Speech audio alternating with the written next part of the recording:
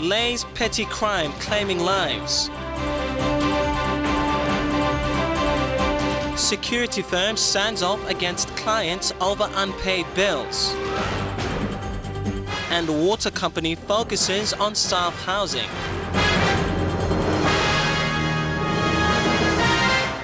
This is National EMTV News with Tokana Hasavi. Hello and welcome. This is EMTV News. Thanks for joining us.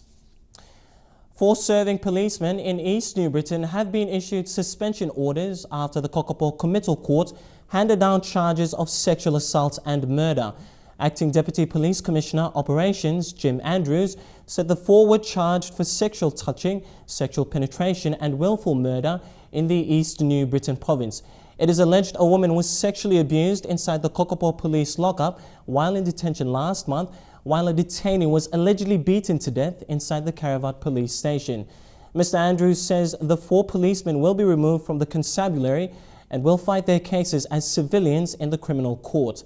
The 4 men have been referred to stand trial in the National Court.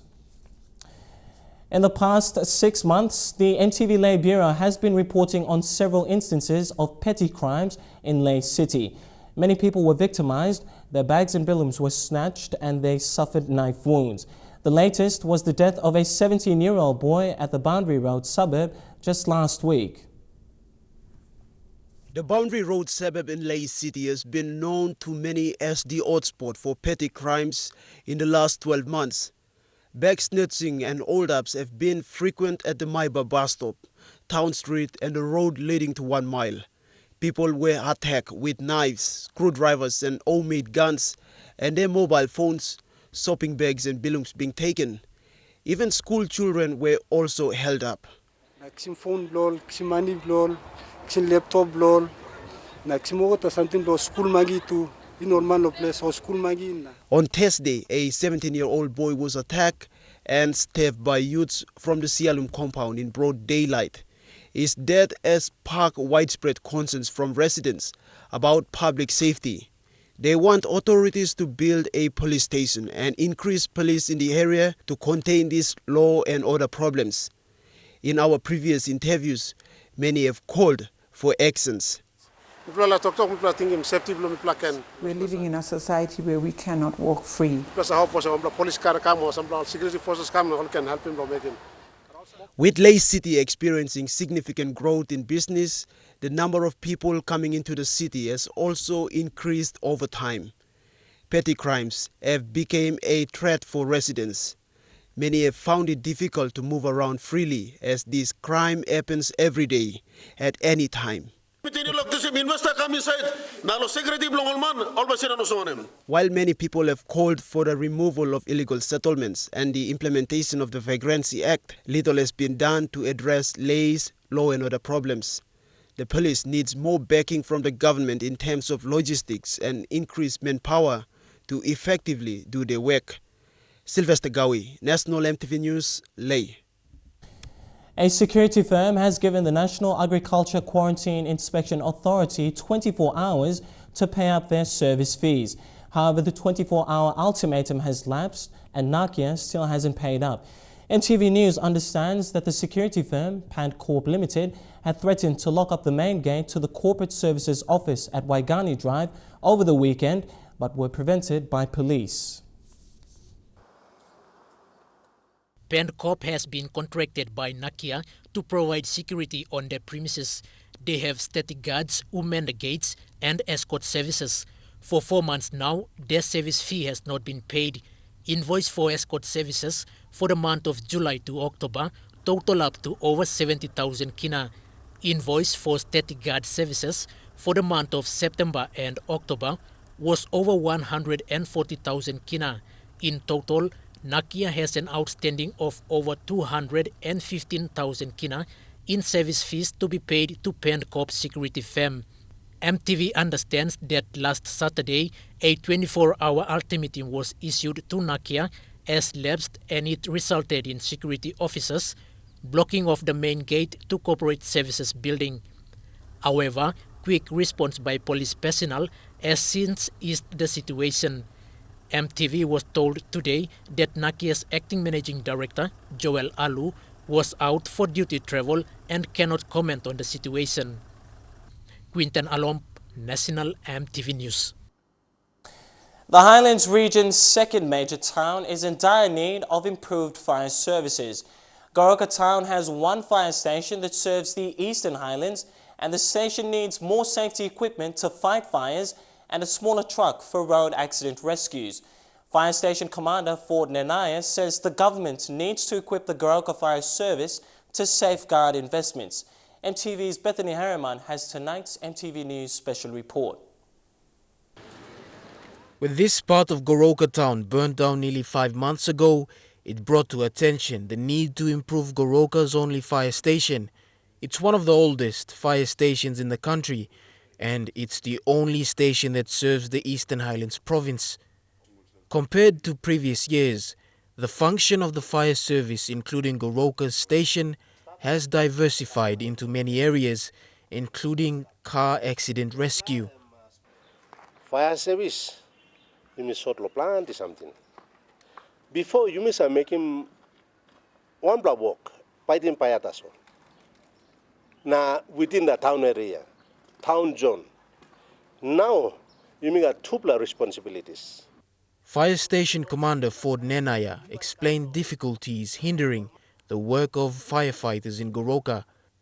He says a snorkel is needed to reach fires from building rooftops because there are now iron bars on the doors and windows of buildings, and a lighter vehicle for car accident rescues along the highway. But lo entering all this building, I'm hard. I'm hard you may enter all building. Now you can look him. Before you miss easy lo entering building. Now you look him all iron door or metal door. How about you may enter him? Goroka firefighters added that the town needs an active provincial building board to regulate building structures and designs. During the last fire in the heart of Goroka town, firefighters found that water hydrants were covered by cement and bitumen. Me as a first training officer, lo fire ground, maximal workman, lo me all crucial where me also work one time. Time me play go out na. Second mo sem fire hydrant inogat. Em you know one play hope we by you me kissing water. Hope lo me play em lo kissing water here. Time lo fighting fire. You miss kissing through lo hydrant. What Goroka needs can be seen in all other fire stations across the country, and it has come to the attention of the Prime Minister Peter O'Neill.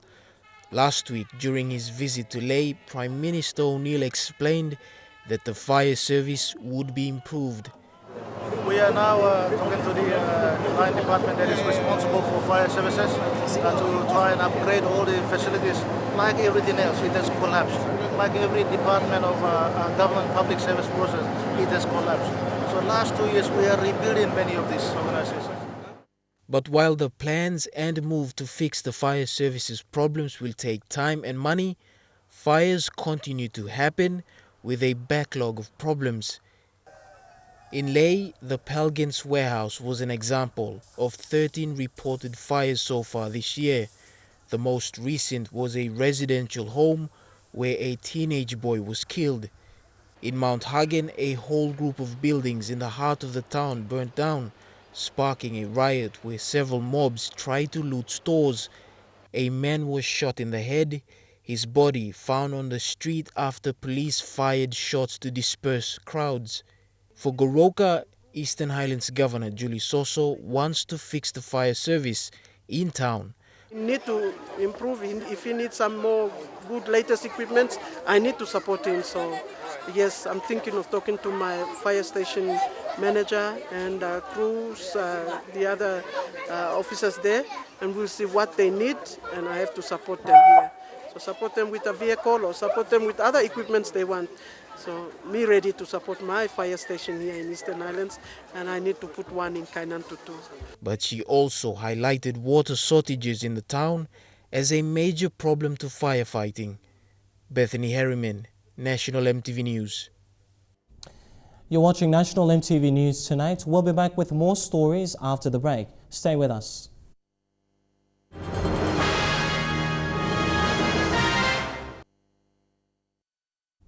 Good to have you back with the news. Mount Diamond Secondary School in the Central Province is in need of assistance to cater for the school's increased student population. The school is currently building 2 dormitories to house over 400 students. However, the school's aging infrastructure will not sustain the school for the 2015 academic year. Since the school was established in 1971, it has grown from a small church-run school to a well-established secondary school in the country. Mount Diamond Secondary School in the Central Province is one institution that has been silently contributing to educating young children in Papua New Guinea. The Seventh-day Adventist-run school has increased its enrollments this year to a total of 797, which is more than the set loss of the student-to-teacher ratio. And this is what Mount Diamond head teacher Martin Seve is appealing for: assistance to cater for the increased population of students. The school is currently building 2 dormitories to house over 400 students next year. This, plus the current 300 of boarding students, will be more for the school to handle. As soon as this project is completed, we are going to have 400 more students on campus. That will mean that we will need to extend the dining hall because the current dining hall can only house 300 students. The school's current infrastructure, like its messing facilities, cannot cater for all boarding students next year. That, along with the school's water and electricity supply, a prolonged problem the school has been facing for the past years. We have problem with power because the service line can only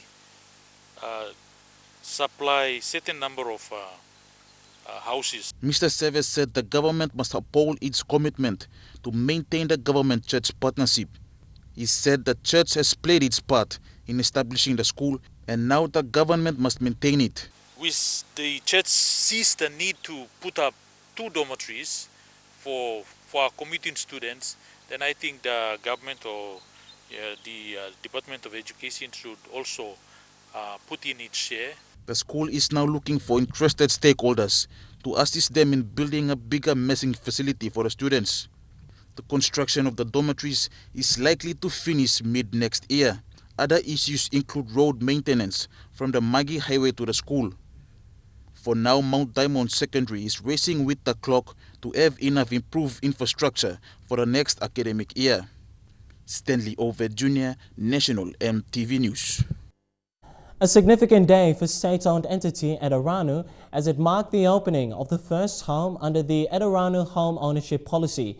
The new homeowner, a mother of 6 from the Central Province, was excited about the opportunity of owning her own home for the first time. The Edaranu home ownership policy was launched last year, and board chairperson Mary Caro commended the committee for implementing the policy.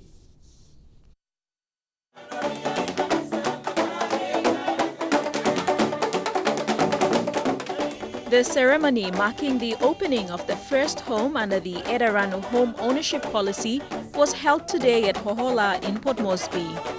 The event was attended by members of the Edaranu board, line managers and stakeholders from other government bodies.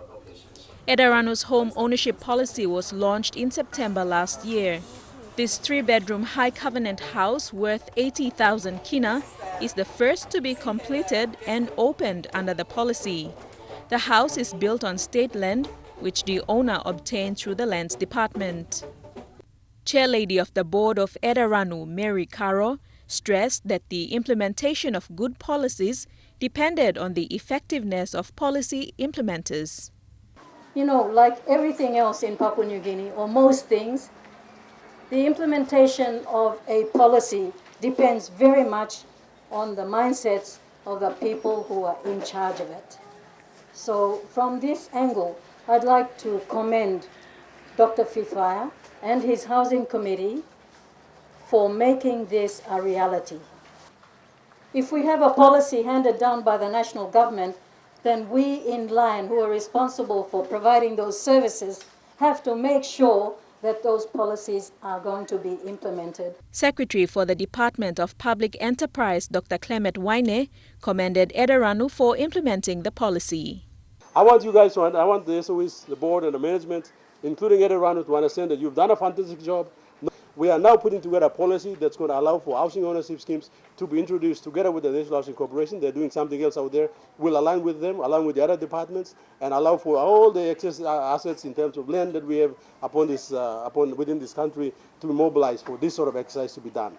Employed by Edaranu for the last 6 years as an executive assistant to the General Manager Commercial Services, the home owner, Wesley Kwale, was presented their home, signified by the presentation of a large wooden key with the inscription, "The key to unlock your dreams."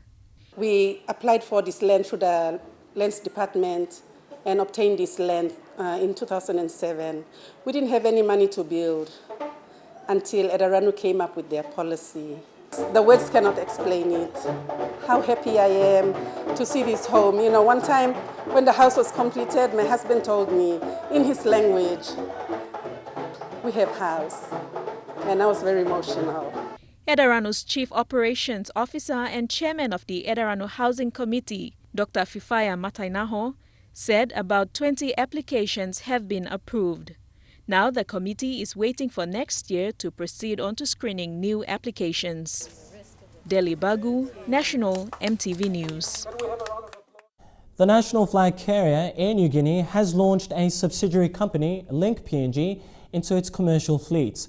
This is part of the restructuring of the state-owned businesses that allows for a 50-50 ownership of the air service. The aim is not only to improve air services in the country, but also to create a business that belongs to Papua New Guineans. On Saturday, Air Niugini launched its sister company, Link PNG, for the first time into the PNG's aviation market. While the company that celebrated its 41st anniversary looks at cutting down costs of air travel, it has also established alternatives air route for customers.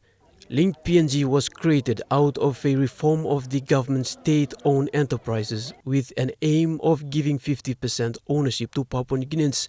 The people of Papua New Guinea, through the super funds or through individuals and landowner groups, can be able to acquire and own 50% of their national airline.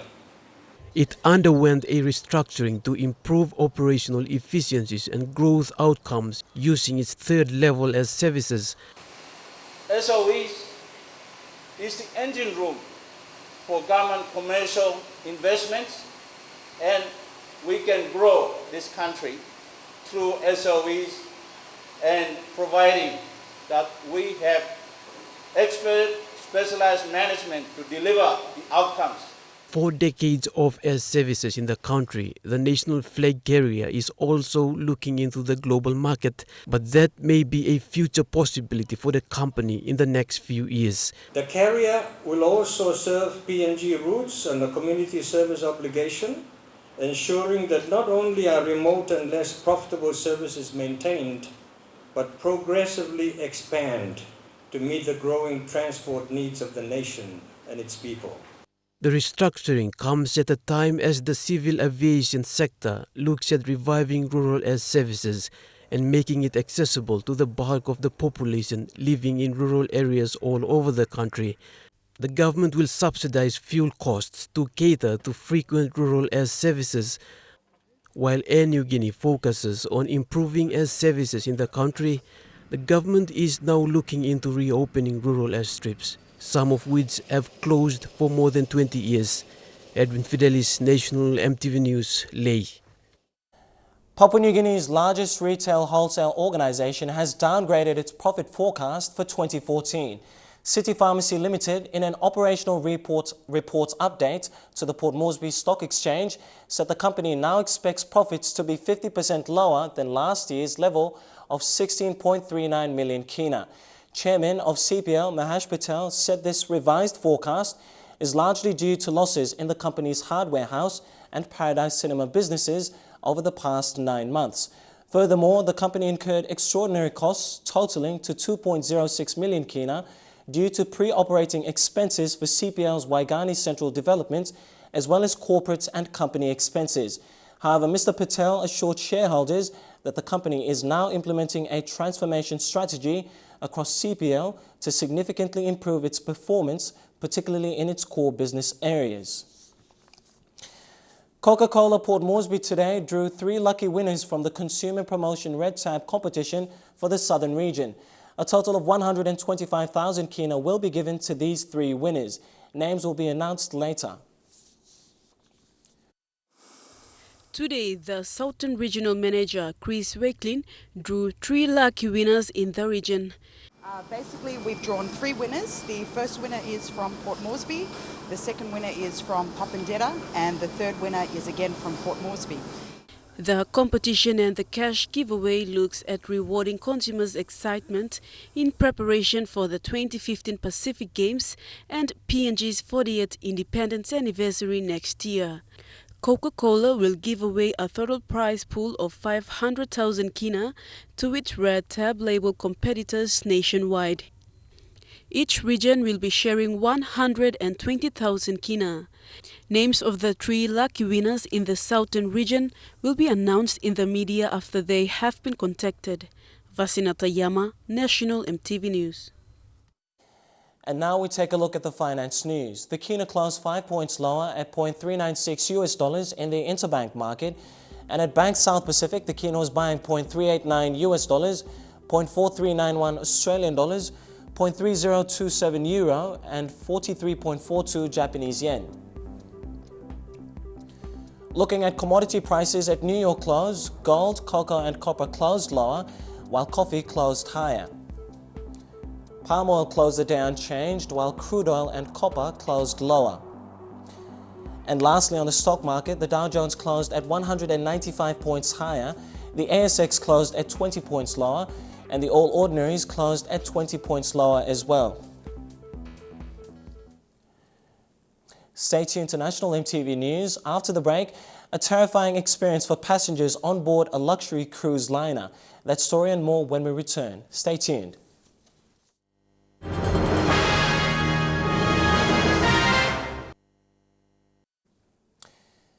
Thanks for your company and welcome back to the news. Turning overseas now, a terrifying experience for passengers on board a luxury cruise liner when it struck a mystery object off the Bahamas, causing panic. There's currently a leak.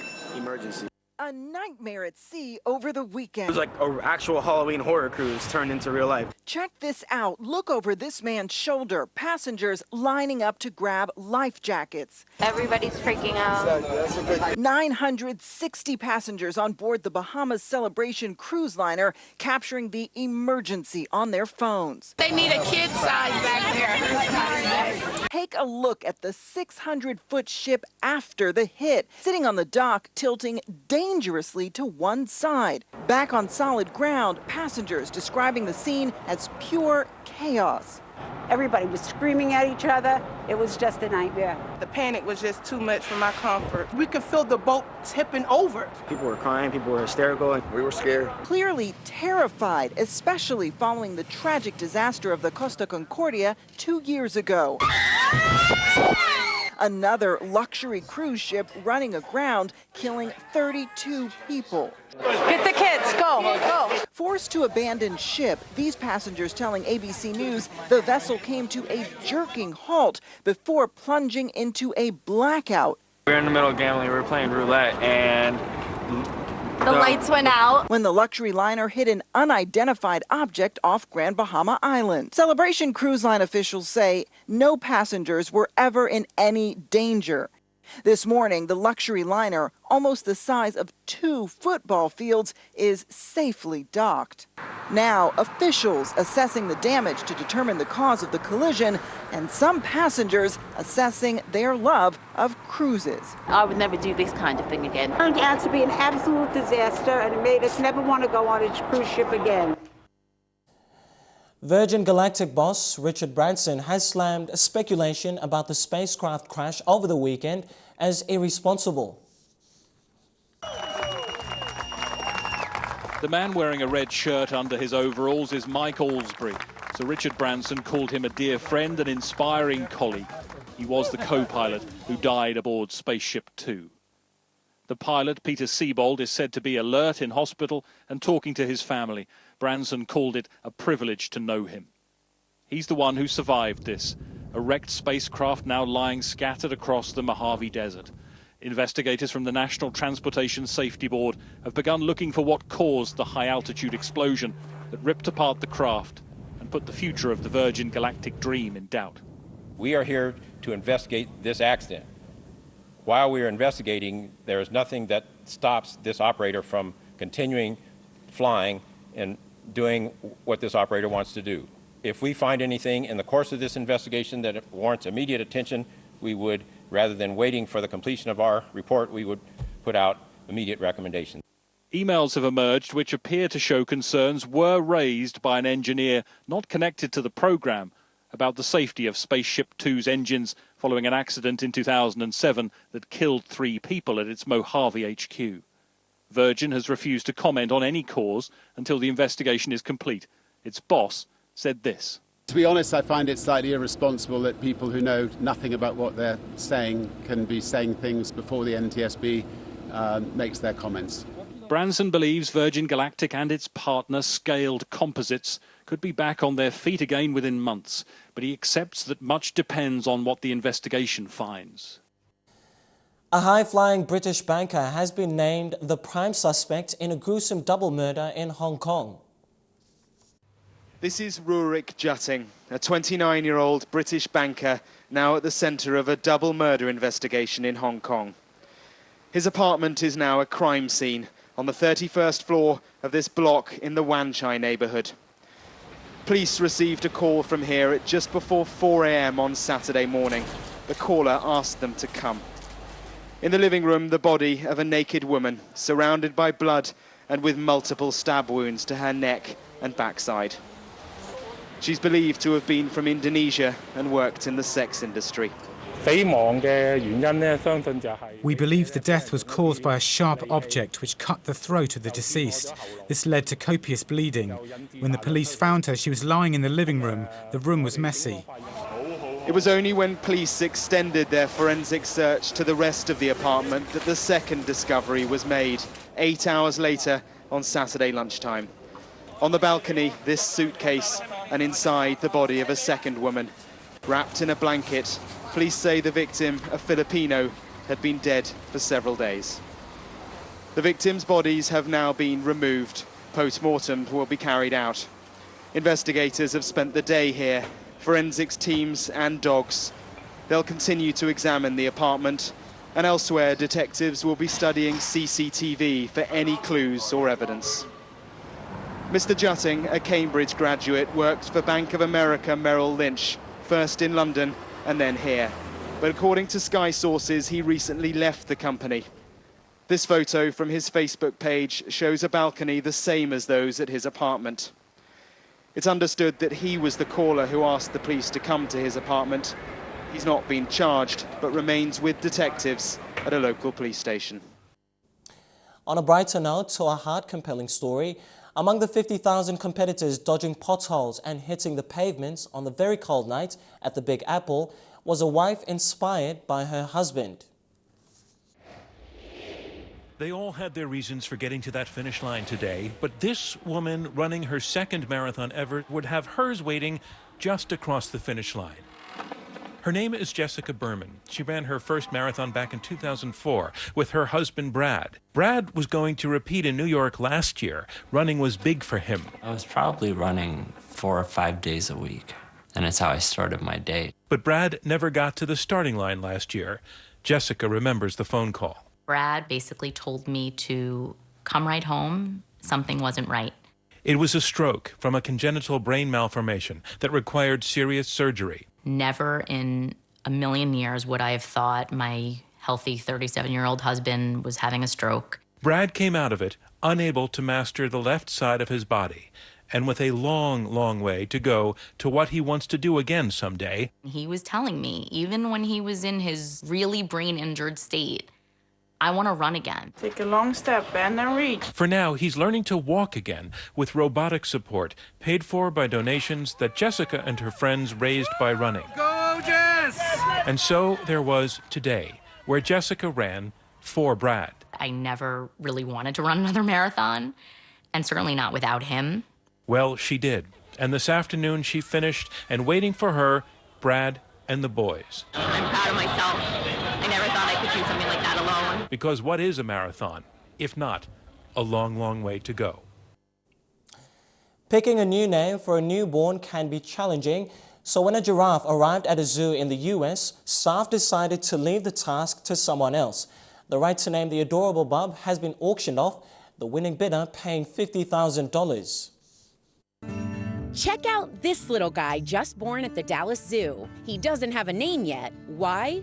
Because the rights to pick his moniker have been bought by an unknown source. From ballparks to football fields, stadiums have long sold off their naming rights to willing investors. Remember the Boston Garden? It's now known as TD Garden. And a man in England is using eBay to figure out which Manchester team his son should root for. But never before has a zoo sold the rights to name one of their newborns. This morning, we're all waiting to hear what this calf's name might be, the winner paying $50,000 to name it whatever he likes. As we wait patiently, what we do know is a corporation didn't buy it, so don't expect to see a giraffe with a logo on its back anytime soon. And as for all that money, according to the zoo's Twitter account, it's going to a good cause, the wildlife conservation.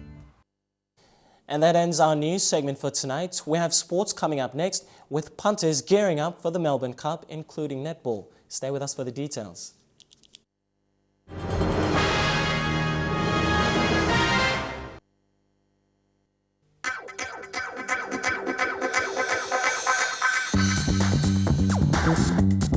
Tukai Sports.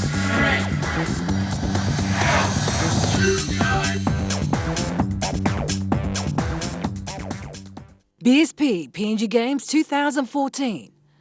12 days to go. Support your province.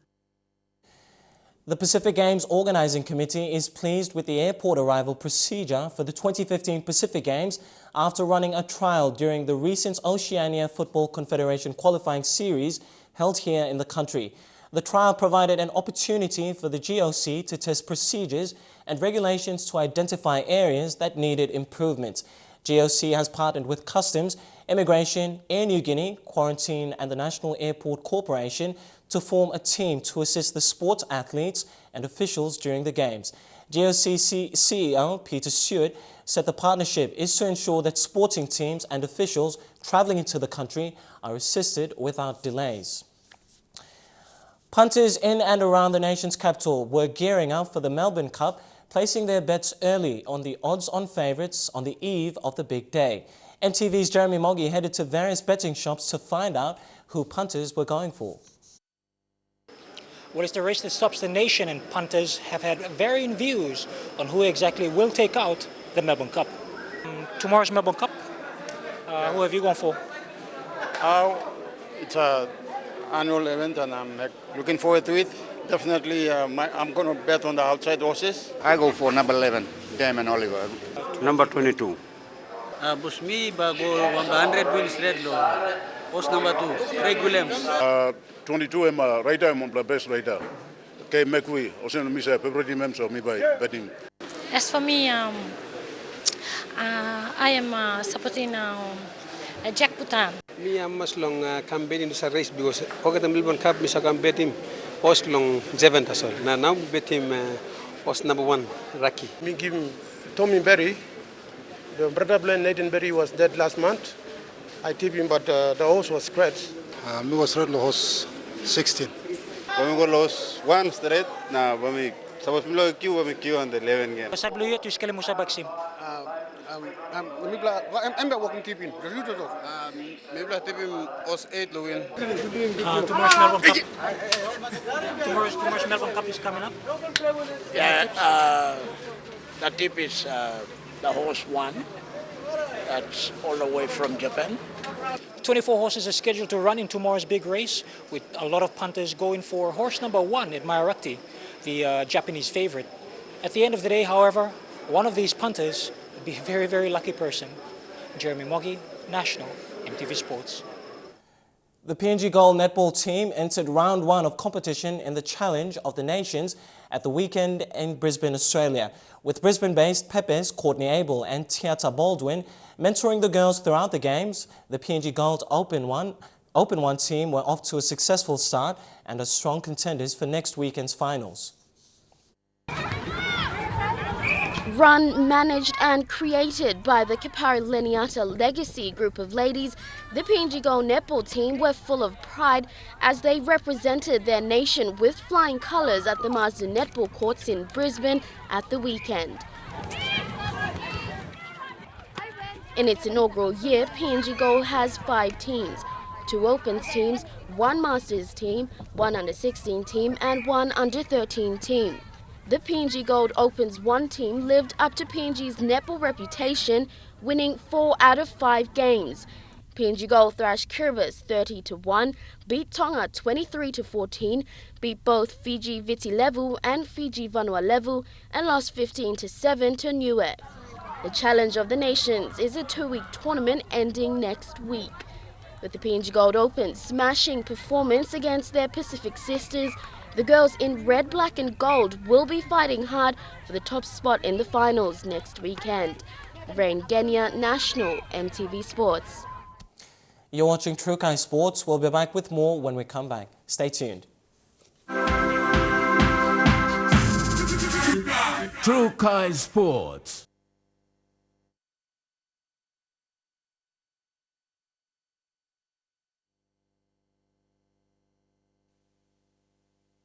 It was game on for both the Australian under-16 Rabbitohs and the PNG Fuzzy-Wuzzy youngsters under the scorching Sugeri sun yesterday afternoon.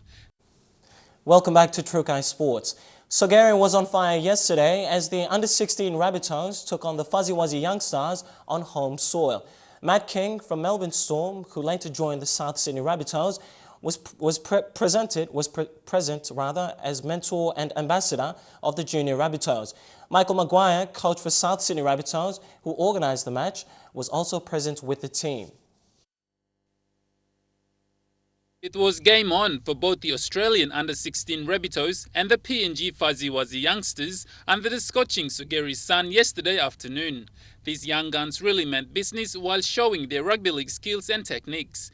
It was fierce as the little ones knew every move it took to stop each opponent from scoring a try. But 10 minutes into the first half of the game, the Rabbitohs scored their first try with a successful conversion and leading with 6 points. Still on the first half of the match, the Fuzzy-Wuzzy youngsters, following the Rabbitohs' tracks, scored their first try, equalising the score with a successful conversion, making it 6 points each. With great defence from the Rabbitohs side, their opponent, the Fuzzy-Wuzzy youngsters, remained to their game plan, but unfortunately the South Sydney Rabbitohs took hold of the first half, leading the leaderboard with 12 points to 10 Fuzzy-Wuzzy youngsters at half-time. It was all adrenaline and momentum for both teams as the Rabbitohs dragged the Fuzzy-Wuzzy youngsters high and dry. The Fuzzy-Wuzzy youngsters struggled to catch their breath while chasing up with the Rabbitohs, but the Rabbitohs managed to escape the traps, pocketing another 3 more tries, bringing the team their winning victory of 22 points against the Fuzzy-Wuzzy youngsters, locked at 10 points at full time. Present during the match was most favoured and talented Matt King, who led the under-16 Rabbitohs from South Sydney as their team ambassador and was present in the crowd with his boys on the field. Rugby enthusiasts flocked around the field to get close and personal with their favourite superstar Matt King to take photos and autographs as the 6'2" giant posed for a photo with his fans. A training session with them or having a meal, to walking Kokoda and being in Papua New Guinea playing. South Sydney Rabbitohs coach Michael Maguire was impressed with the boys' performance on the field. Fairly intense training with the boys, it's high altitude training. The program was closed with presentations from the Fuzzy-Wuzzy youngsters to their Australian counterparts with sharing of traditional PNG bilums. Godwin Aki, National, EMTV Sports. As the autonomous region of Bougainville commences celebrations to mark 10 years of rugby union in the region, the autonomous Bougainville government has pledged 50,000 kina. Part of these celebrations will be incorporated with the Black Orchid Sevens tournament to be held in Buka this weekend. The backing from the autonomous Bougainville government has come after the union body has proven itself to be one of the most successfully managed sporting codes on the island of Buka. With the code developing further through mass participation programs and by the growth of interest, rugby union has contributed immensely to the ongoing peace process on Bougainville since the crisis. Throughout the 10 years of rugby union in Bougainville, the Black Orchid Rugby Sevens tournament has brought in great economic returns into the formal and informal sector, activating an estimate of close to 1 million kina. In recognition of the efforts of the Bougainville Rugby Union, the ABG said the government's commitment to such initiatives is due to the effect it has had on the ruined communities of the region, inspiring many young men and women of Bougainville. Lorraine Genya, National EMTV Sports. And that wraps up our True Kai Sports segment for tonight. Coming up next, the weather details. Stay tuned. True Kai Sports.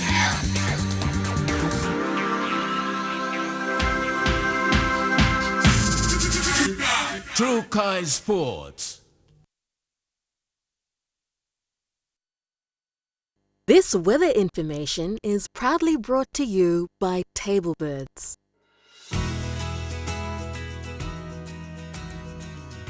Looking at the weather forecast for the next 24 hours in southern region, Port Moresby cloudy periods with possible evening showers, fine weather in Daru, cloudy periods in Karama, mostly fine in Alatau, and evening showers expected in Popondetta.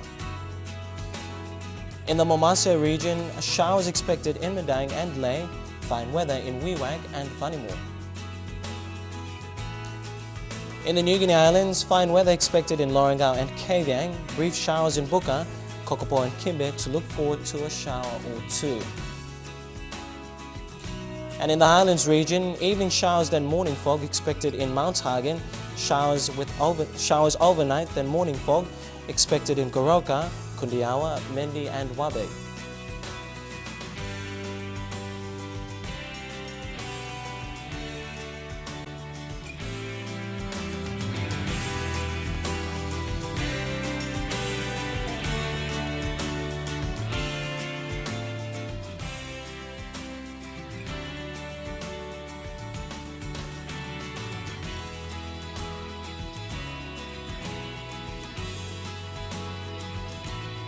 Forecast for small ships, waters of southern PNG Indonesian border through to Torres Strait and Daru, to Kiwai Island, Kerema, Yule Island, to Hood Point, to Arama Coast, to Samurai Island, waters of eastern and western Milne Bay Islands, waters of west of Long Island to Madang, Bogia, Wewak, Aitape through to Vanimore, and the northern PNG Indonesian border, including waters of Manus and western group of islands, seas of 1 meter to 2 meters, waters of Samurai Island through Cape Vogel, Wasu Point, Finchafen, including Vitia Strait, Siasi Islands to Long Island, seas of 1.5 to 2.5 meters, waters of New Island, East New Britain and Bougainville, seas of 0.5 to 1.5 meters, and lastly waters of West New Britain, seas of 1.5 to 2 meters.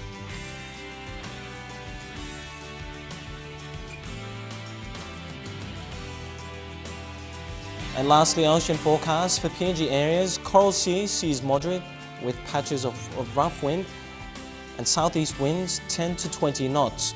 Seas slight to moderate with southeast winds at 10 to 20 knots expected in Solomon Seas.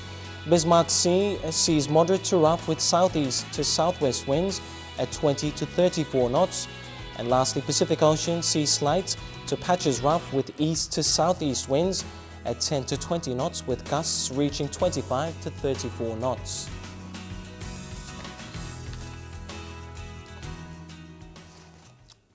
Now recapping our main headlines again before we go. Lay's petty crime claiming lives. Also, security firm stands off against client over unpaid bills. And lastly, water company focuses on staff housing. And that ends the news this Monday. From the news team, I'm Tokana Hasavi. Thanks for your company. You take care and stay safe. Good night.